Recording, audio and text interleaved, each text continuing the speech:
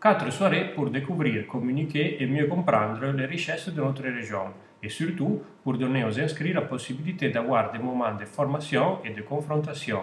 La deuxième édition des séminaires de politique organisés par l'Union valdôtaine a débuté le vendredi 18 novembre dernier dans la salle de l'ancien hôtel Londres de Châtillon. Après l'introduction de Laurette Proman, membre du comité fédéral qui a coordonné l'organisation des cours, la parole est passée au conseiller régional Luciano Caveri, qui a abordé le thème de la première leçon, à savoir la montagne et les minorités linguistiques.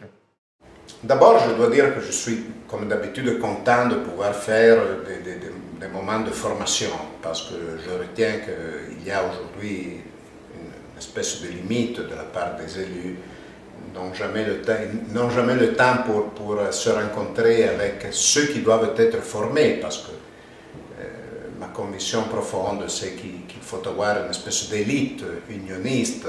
Ce n'est pas pour être élitaire, mais j'ai l'impression qu'il faut former des gens justement qui soient à même de remplir les fonctions de porte-drapeau de nos idées.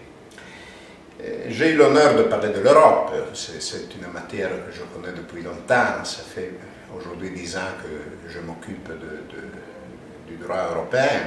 Et j'ai rappelé au moins 2 enjeux. Le premier, c'est les minorités linguistiques dont nous faisons partie. C'est un réseau fort, très intéressant, en Espagne, au Royaume-Uni, avec l'Écosse et les Pays de Galles, évidemment en Espagne avec les Catalans, les Basques.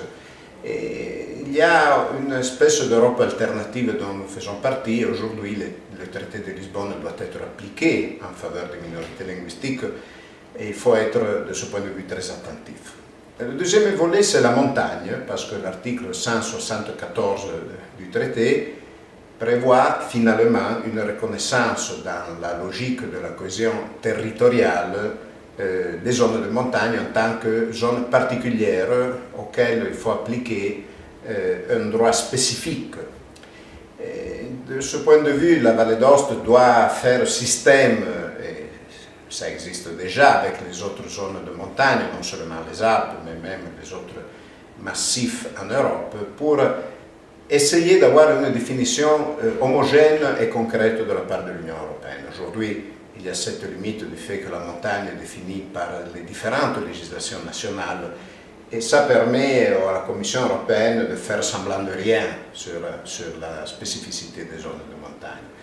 J'ai l'impression, heureusement, que les montagnards européens sont en train de s'organiser. Cette perspective de l'Union européenne est quand même une nécessité pour nous en tant que valdôtains, parce que quand on est comme nous des fédéralistes, il faut toujours regarder à cet horizon européen comme une chose importante dans la croissance de notre communauté.